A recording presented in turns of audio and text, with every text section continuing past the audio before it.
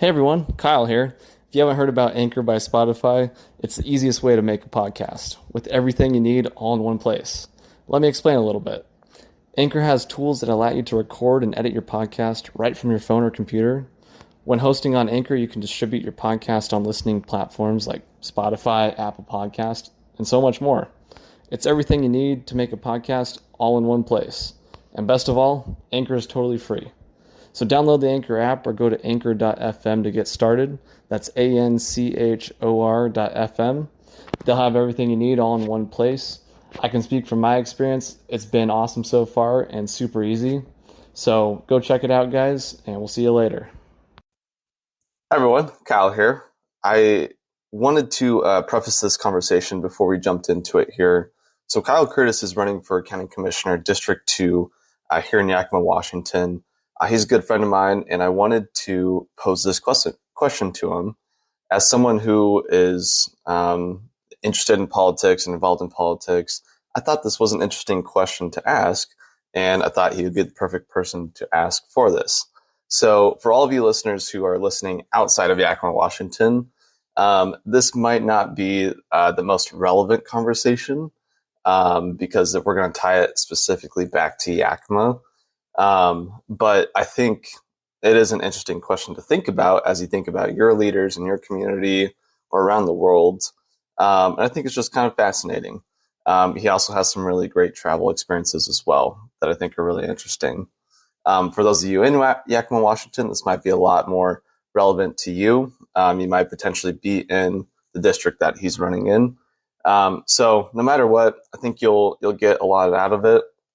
It's a pretty short episode, but I think you'll really enjoy it. So let's jump into it here, and hope you guys enjoy. I think that's okay. Cool.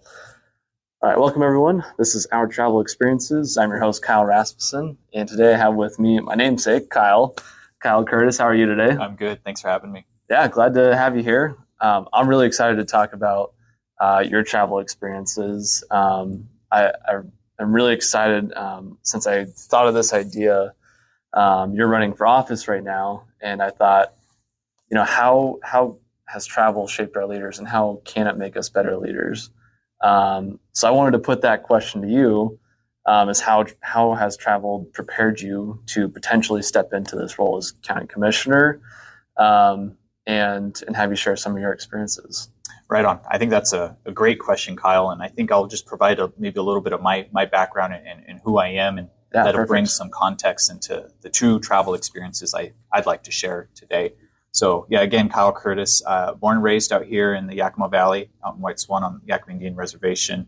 I lived here all my life, went to the University of Washington, and then came back about 5 years ago, and I've been really involved in the community, and that's where you and I met, through Rotaract and Rotary and various groups in the community. Great organizations, by the way. Yes, great organizations. About a year ago, I decided to take a look at running for the county commissioner role because of just a lot of need and a lot of opportunity that I see our valley and our county have on the horizon. And I think a young perspective would bring great value to our leadership and to our county organization at the county level. So I am running to be Yakima County Commissioner, representing District 2, which is City of Yakima, City of Union Gap, and half of Terrace Heights there. So that's the district. So when you ask the question of what has traveling done and impacted me and opened my eyes to how to be a better leader, one travel experience that definitely comes to the top is when I had the opportunity in 2012 to travel abroad to China and spend 4 weeks there. It was a study abroad program through the University of Washington Foster School of Business program. And the whole purpose of those 4 weeks was to engage with the business community in China, business leaders, community leaders, and just general everyday people in China. And I remember, of course, I was a sophomore in college at the time, that I of course, had a lot of stigmatization and kind of perspective of what China was, right? Like how it was represented through the media, how it was represented through movies. And so I went into travel to China with that mindset. And I'll tell you, ever since day one there, I was just at all at how vastly different China truly is from what you see in the media and the news. I had the opportunity to meet with Microsoft representatives that were Chinese working on Microsoft products there, and just see how their work culture was drastically different from my own, right? Like, one of the biggest differences I took away was that here in the States, on the Western side, I guess you can say, civilization, we really strive for this whole idea of creativity. We really promote creativity about individualism. Mm-hmm. In our schools and of course in college and in business school, that's what it was all about. Like, how do you make what you do different from everyone else? You got to stand out. Mm-hmm. And in China, in the work environment, it was the complete opposite. You were actually reprimanded if you were trying to be quote unquote too colorful, of trying to think outside the box, of questioning authority. And so that was one business practice that I was like, okay, this is definitely a cultural thing, but also it's interwoven into just business practices. Yeah. One thing I'll say is that in China, I had this stigmatization that Chinese local people had negative imagery of U.S. citizens, and it was quite the opposite. Every single person I had the opportunity to speak with and engage with in China had very positive views of U.S. citizens, and were very happy to communicate and for us to be visiting. So that was really a cool experience. They do things differently in China in a lot of different ways. Specifically, just the workforce hour, right? Like, it's not a 8 to 5 type of gig. A lot of folks work 12 plus hours a day. Their working conditions are a little bit different. But it also opened my eyes to just the different leadership styles that other countries have. For us here in the States, it seems like a lot of your typical leadership styles is very extrovert type of individuals, very loud individuals, where in China, it was really a lot of introverted kind of personalities. The managers that were managing huge organizations in China were not extroverted type of individuals, very quiet, very data-driven, and it was kind of a unique, it was really unique to look at. Mm-hmm. Yeah, so you said you were over there for how long? That was 4 weeks. 4 weeks, okay. And you said, like, every day you were meeting with business leaders and that sort of thing? Yep. So different businesses every day. I mean, we spent a week in Beijing, a week in Shanghai, a week in Guilin, pronouncing it wrong. And then, those were the 3 major cities that we saw. So we got to travel quite a bit on the high-speed train. That was really cool. Yeah. We even drove past what they call ghost cities, cities that were built ready to move into, but no one ever moved into the cities just because of, whatever infrastructure wasn't completed at the time, whether it was a road or water or what. So it was really kind of crazy to see how in China, just based off of how the government is structured, that they can get massive projects done in a little amount of time. Just blows you away. Yeah. It's amazing. I mean, they create so many things and they're so efficient. I'm sure that's probably kind of come back in as you've come back to the U.S. I'm sure that might translate into some of the business practices you developed. It does. I mean, in the private world, I bid on a few government contracting opportunities, right? And I have realized that how difficult it is to do business with the government. There is all these rules and regulations and red tape that you have to go through. And in China, it's not the same. In China, when the government wants to build X, Y, and Z, there's really not too many rules, labor regulation that allows them to move full steam ahead. There are pros and cons to it as well, right? I mean, we wouldn't have the rules and regulations in place today if it wasn't for some drastic issue in the past, whether it's labor or material. Another travel experience I had actually a few months back was to travel to Puerto Rico for 2 weeks. It was through my ag forestry leadership program. And that program basically, it's a 2-year program. It takes leaders from all over the state of Washington, and you have to be engaged in agriculture, timber, wildlife, or you have to work for a state agency. Like, those are kind of the cohort group that they look for. So I represented one of our businesses, which is a Tima Logging Company. It's a timber harvesting company out here in the Yakima. But anyway, in Puerto Rico, traveling around the island, right? It's 130 miles long by 35 miles in width. So it's not a very large island. No. And you don't realize how many people live there until you're actually there. I mean, 7 million people live in Puerto Rico. Jeez. And just for context, like here in Yakima County, we only have 250,000. So huge amount of population in a space that's not so big. And one of the big takeaways I had there is it was really interesting in regards to leadership to see the drastic change in views towards the U.S.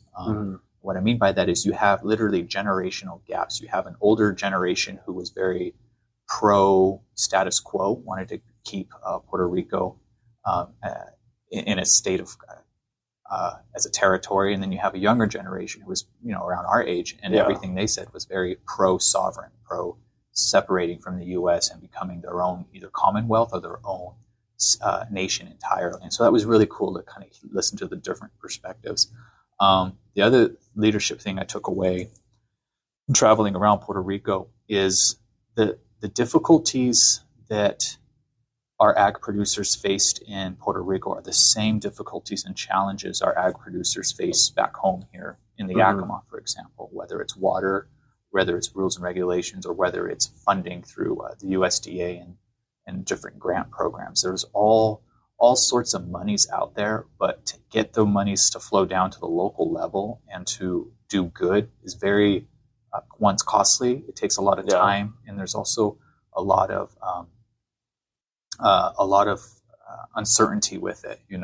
Puerto Rico, when I was there, it was 10 years after Hurricane Maria, but you still saw the devastation across the island in certain areas. Wow. Of course, being a forester, we looked at just how did the trees grow back after such a massive hurricane, and how did the Puerto Rican government kind of reinstate itself through that time. Yeah. That's got to be really interesting.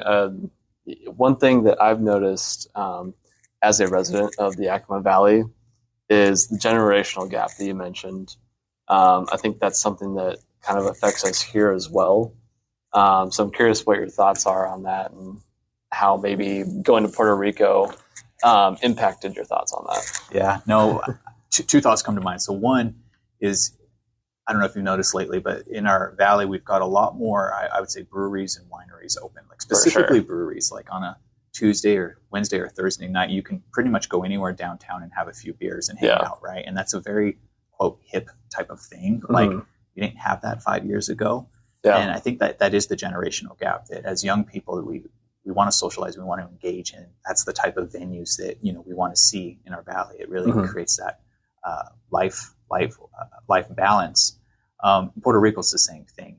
A lot of the upcoming, hip little restaurants and this and that, they do the same thing in Puerto Rico, and it's always the younger generation that's partaking in that. So, interesting. So as you're coming back to the Yakima Valley, you're running for this position. What kind of opportunities do you see for the Yakima Valley? Maybe how can we bring in more tourism? I think that's something that I think we've done a good job on with the breweries and wineries for bringing tourism to Yakima. But I think this really could be a good travel destination as well. Oh, it absolutely should be. It is, but it could be much, much better.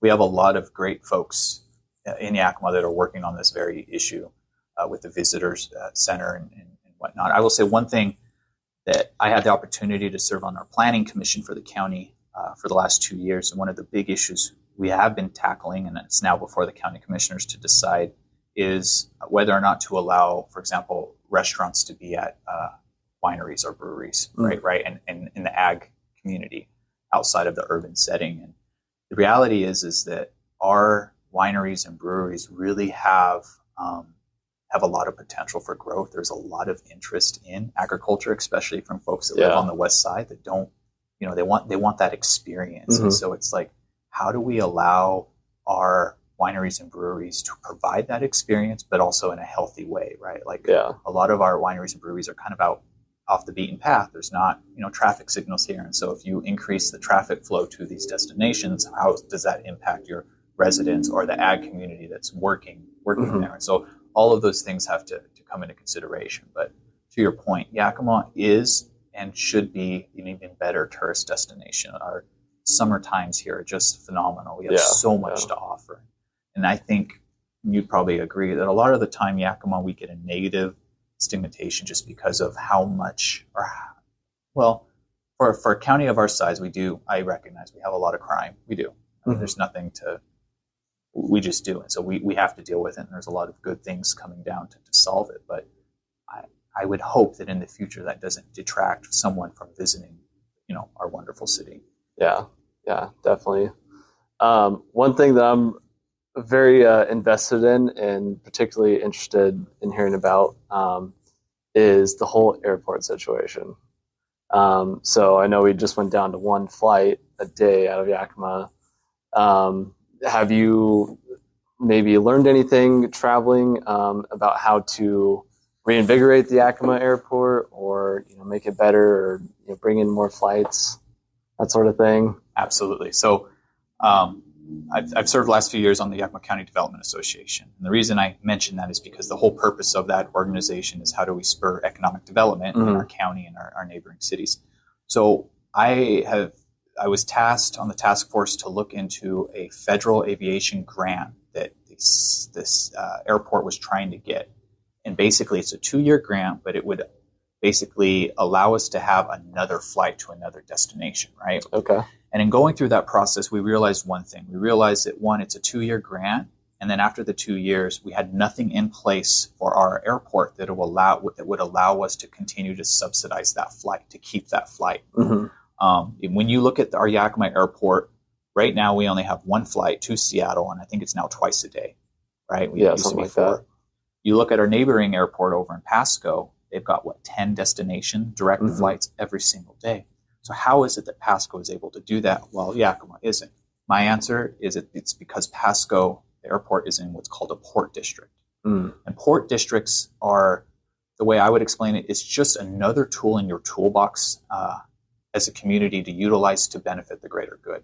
I believe that if we want the Yakima airport to be like Pasco, we're going to have to define a port district, not just around the airport, but a majority of the county. Because we know that our airport isn't just for traveling for leisure, but it's traveling for work. We have a lot of our ag producers that depend on those flights to bring in folks that are looking at the hop crop for the year or what have you. And so a port district is one way that we can use a financial mechanism to subsidize flights until the community starts to utilize it more so that it's self-sustaining. And that's what Pasco did 15, 30 years ago. Yeah. So, yes, we've got a lot of catching up to do, but we have the market. There is a reason Pasco spent a bunch of money targeting the citizens of Yakima, right, to go and fly out of Pasco, because they know that we want to fly. It is no longer, you don't save any hour or time in your day by driving over the pass and trying to find parking at SeaTac. You used to be able to. Nowadays, you Not don't anymore. I can attest to that. SeaTac is crowded as it is, and it's always a risk if you're going to find parking in the parking garage. And by the time you're done with it, you've already spent enough for another ticket, from Yakima. So I'm very passionate about that issue. I think there are answers on the horizon. I don't think just getting us another federal aviation grant is going to fix it. We need a solid solution that will be in place for the next 30, 50 years. Yeah. So that we can have 10 flights out of Yakima, because there is that need, and there are studies to show that.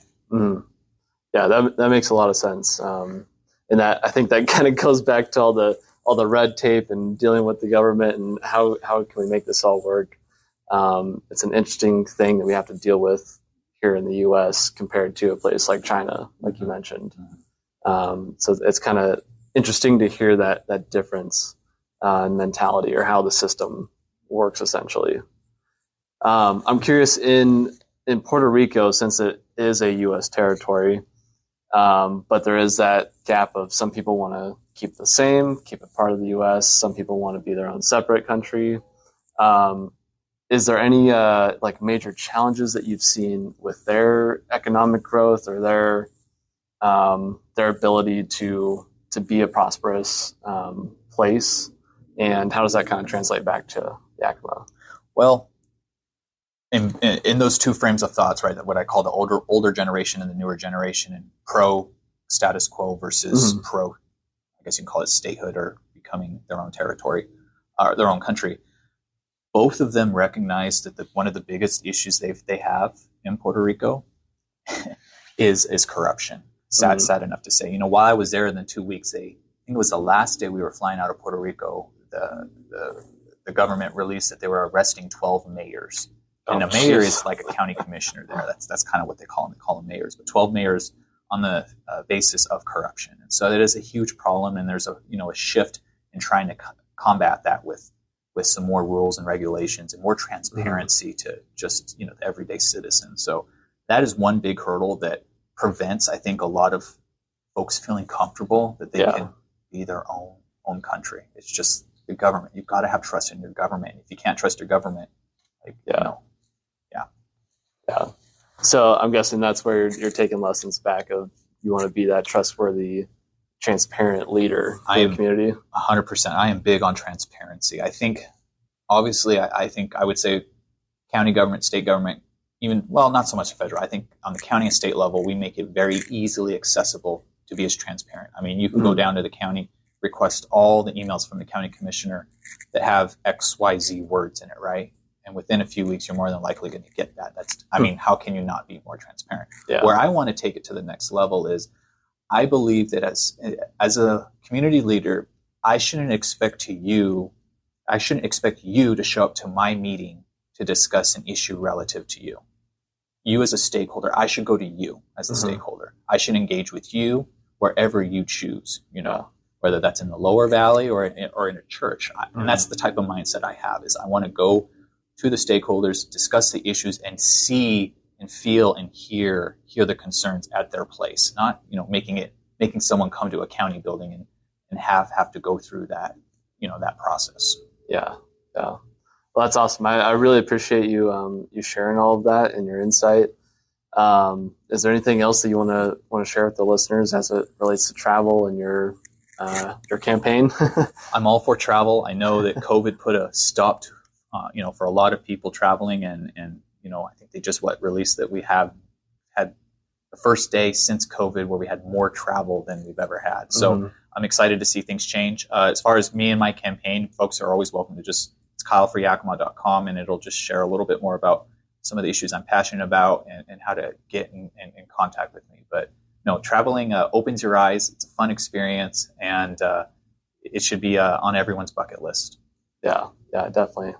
I can see that it's made you a better leader already, and getting to have some of those experiences. I don't think it can hurt by any means. So I definitely encourage people to get out there and travel and bring some of those things back with you when you're traveling. I think it makes you a better person. So Kyle, I appreciate it. Like you said, where can people check you out?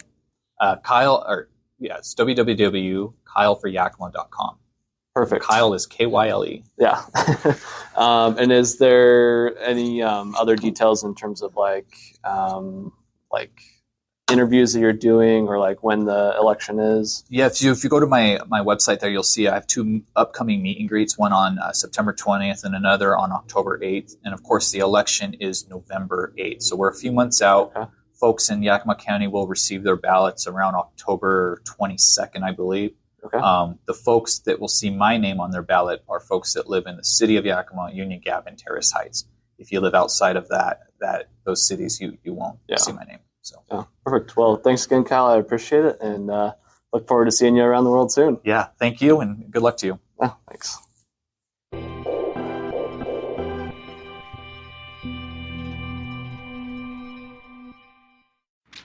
Hey everybody, Kyle here.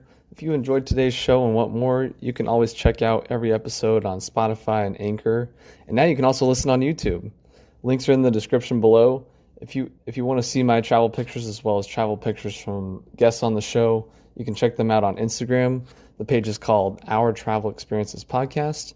And if you want to share your own pictures on the Instagram page and or be a guest on the podcast, you can message me via that Instagram page or email me at ourtravelexperiences@outlook.com. I would love to see your pictures and hear about your travel experiences. And if that isn't enough for you, make sure to check out my new show, From Around the World Fridays. Every Friday, I'm taking 5 to 10 minutes to discuss one specific travel topic, whether that be questions I get from listeners, sharing some souvenirs that I've bought over the years, or discussing one particular city or country that I've been to, and so much more. You'll be able to listen to that via Spotify and Anchor as well, and be able to see the video version, which I'm really excited about, on YouTube. So check it out. I promise you won't be disappointed. And thanks again for listening, and I will see you around the world soon.